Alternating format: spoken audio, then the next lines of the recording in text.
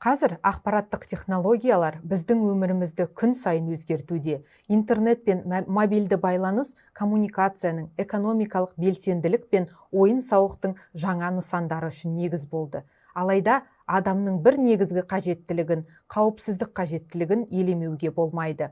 Бұл әсіресе дербес деректердің қауіпсіздігіне қатысты. Өйткені бұл қауіптер көбінесе бір қарағанда байқалмайды және жиі бағаланбайды. Бастау үшін жиі қойылатын сұрақтың жауабын, яғни дербес деректер ұғымын шешуді ұсынамын.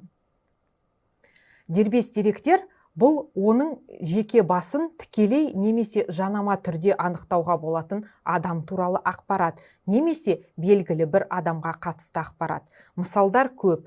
Тегі, аты жөні, жеке сәйкестендіру нөмірі, ұялы телефон нөмірі, физикалық және электрондық мекен жайы және тағы басқалар. Дербес деректері тиесілі жеке тұлға, дербес деректер субъектісі болып табылады. Сондықтан мұндай деректер қорғалуы қажет. Дербес деректерге байланысты құқықтық қатынастарда тікелей әрекет ететін тұлғалар дербес деректер қамтылған базалардың меншік иелері, операторлары, сондай-ақ үшінші тұлғалар болып табылады. Мемлекеттік орган меншік иесі де, оператор да, кейбір жағдайларда тіпті үшінші тұлға да бола алады. Айта кету керек, аталған адамдардың барлығы дербес деректерді қорғау шараларын сақтауға міндетті. Әрі қарай өзекті сұрақтарға көшейік. Дербес деректерді қалай қорғау қажет? Оларды кім қорғау керек? Бұл мәселелерді кім басқарады? Дербес деректер таралып кеткен жағдайда кім жауапкершілікке тартылады? Дербес деректер және оларды қорғау туралы заңнаманың талаптарын бұзғаны үшін әкімшілік және қылмыстық жауапкершілік қарастырылған. Осы жылдың 25 маусымында ұлттық заңнамада алғашқы рет айқындалған дербес деректерді қорғау саласындағы уәкілетті орган, ал бұл Қазақстан Республикасы цифрлық даму министрлігінің ақпараттық қауіпсіздік комитеті, әкімшілік бұзушылықтар туралы кодекстің 79 бабында және 641 бабының 1 бөлігінің 1 тармақшасында көзделген дербес деректер саласындағы бұзушылықтар үшін әкімшілік жауаптылыққа тартылады. Осы бапта 10-нан 1000 айлық есептік көрсеткішке дейінгі мөлшерде айыппұл түріндегі әкімшілік жаза көзделген. Дербес деректермен жұмыс істеу екі қағидаға негізделген. Бірінші қағида келісімнің болуы, яғни дербес деректерді жинау мен өңдеуді жүзеге асырудың екі негізі бар: заңнамалық және субъекті келісімінің болуы.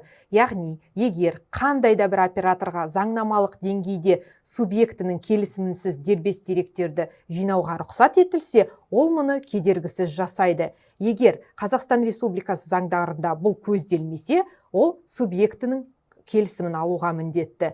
Дербес деректерді жинау тәртібі уәкілетті органның нормативтік құқықтық актісімен белгіленеді. Екінші қағида: дербес деректерді жинауға олардың міндетті түрде қорғалуы болу керек. Егер меншік иесі, оператор немесе үшінші тұлға бұл міндеттемені алмаса, яғни қорғауды қамтамасыз етпесе, онда дербес деректерді жинауға тыйым салынады. Сонымен біз дербес деректерді кім және қалай, қай жағдайда жинай алатынын шештік. Енді сіздердің назарларыңызды әрбір меншік иесі мен оператордың оның қызметі үшін қажетті деректерді жинауға ғана құқығы бар екеніне аударғым келеді. Артық деректерді, яғни операторлардың мақсаттары мен функцияларын жүзеге асыру үшін қажет емес деректерді жинауға жол берілмейді. Дербес деректердің тізбесі Қазақстан Республикасы үкіметінің 2013 жылғы 12 қарашадағы нөмір 12-14 қаулысымен бекітілген. Операторлар қажетті деректерді осы тізбеге қарап, осы ережелерге сәйкес қарап, айқындайды және бекітеді. Дербес деректерді қорғау жөніндегі талаптар дербес деректер және оларды қорғау туралы ақпараттандыру туралы заңнамаларда белгіленген.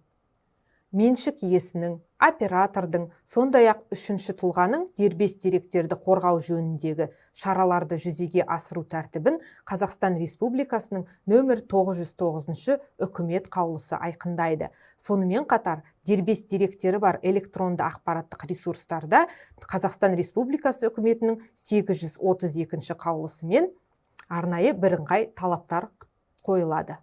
Сонымен, дербес деректерді қорғау шараларын ұйымдастыруды заңнама талаптарына сәйкестендіруді неден бастау керек? Ең алдымен, заңды тұлға болып табылатын барлық операторлар, адамдар, оның ішінде мемлекеттік орган дербес деректерді қорғау шараларының сақталуына жауапты адамды анықтауы керек. Сонымен қатар, оған Қазақстан Республикасының дербес деректер туралы заңының 25 бабында көзделген міндеттерді беру қажет. Сонымен, жоғарыда көрсетілгендермен қатар дербес деректерді қорғауды қамтамасыз етудің негізгі шаралары мыналарды құрайды. Біріншіден, дербес деректерді жинауды және өңдеуді жүзеге асыратын және оларға қол жеткізе алатын тұлғалардың тізбесін айқындау. Дербес деректерге қол жеткізу тәртібін белгілеу. Дербес деректерді қорғау жөніндегі өзге де шараларды жүзеге асыру тәртібі Қазақстан Республикасының нөмір 909 үкімет қаулысында анықталған.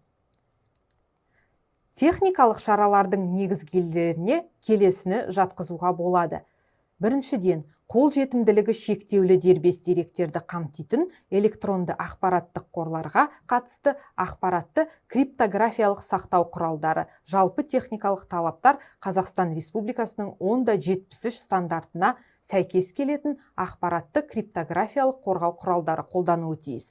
Қолжетімділігі шектеулі дербес деректерді қамтитын ақпарат тасығыштарды пайдаланудан шығарған кезде ақпаратты кепілденген жою құралдары қолдануы тиіс. Ақпаратты криптографиялық қорғау құралдарымен жабдықталған қорғалған арналар бойынша ғана қолжетімділігі шектеулі дербес деректерді беру жөніндегі талап сақталуы тиіс. Аталған талаптардың орындалмауы Қазақстан Республикасының әкімшілік кодексінің 79 бабында қарастырылған бұзушылық болып табылады. Қандай да бір нақтылайтын сұрақтар туындаған жағдайда біз ресми түрде түсініктеме беруге дайынбыз. Біздің бүгінгі таңдағы болмысымызда қашықтықтан жұмыс істеу және мемлекеттік қызметтерді онлайн алу кезінде ең өткір мәселелердің бірі электронды цифрлық қолтаңба сақталуын қамтамасыз ету болып табылады. Сондықтан біздің роликтің келесі бөлімі осыған арналған. Электрондық цифрлық қолтаңба қол қоюшы тұлғаның өзі қойған қолымен тең және бірдей заңды салдарға әкеп соғады. Бұл ретте соңғы кездері комитеттің атына жеке және лауазымды тұлғалардың өзіне тиісті электронды цифрлық қолтаңбаны заңсыз беру фактілері бойынша көптеген материалдар мен шағымдар түсуде. Ең көп тараған жағдайлар мемлекеттік органдар және ұйымдар басшыларының өзінің қолтаңбасын қызметкерлеріне беру. Электронды цифрлық қолтаңбаны қараусыз қалдыру. Жұмыстан шыққан қызметкерлердің, егер ол ұйым атындағы қолтаңбамен иеленген болса, кері қайтару бойынша шаралар қабылданбау. Бұл іс-әрекеттер электронды цифрлық қолтаңбаны заңсыз пайдалануға, әкімшілік және қылмыстық жазаланатын іс-әрекетке әкеліп соғады. Аталған фактілер бойынша 10-нан 150-ге дейінгі айлық есептік көрсеткіш мөлшерде айыппұл салынады.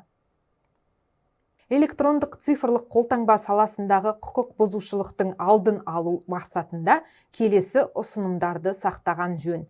Электронды цифрлық қолтаңбаны үшінші тұлғаларға беруді болдырмау. Ұйымдарда құжаттарға қол қоюға жауапты қызметкерлерге сәйкес уәкілет және жеке электронды қолтаңба беру қажет.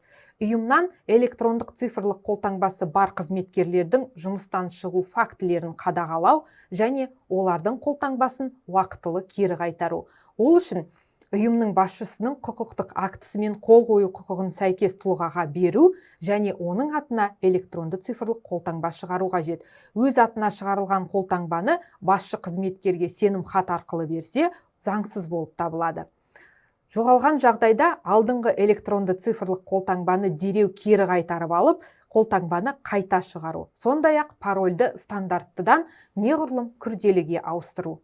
Қорытындылай келе, киберқауіпсіздіктер мен дербес деректердің таралу, кибергигиена жоқ жерде басталады. Сондықтан адам кез келген заманауи және қымбат көп деңгейлі қорғаныс жүйесінің басты осалдығы болып табылады. Отанымыздың әлсіз буыны осалы емес, оның киберқалқаны болуды сіз өзіңіз таңдайсыз. Өздерін қорғауға және мемлекеттік органның беделіне нұқсан келтірмеуге тырысатын адамдардың барлығын бүгін айтылған ұсыныстармен бөлісуді сұраймын. өзіңізді, дербес деректеріңізді және электрондық цифрлық қолтаңбаларыңызға сақ болыңыздар.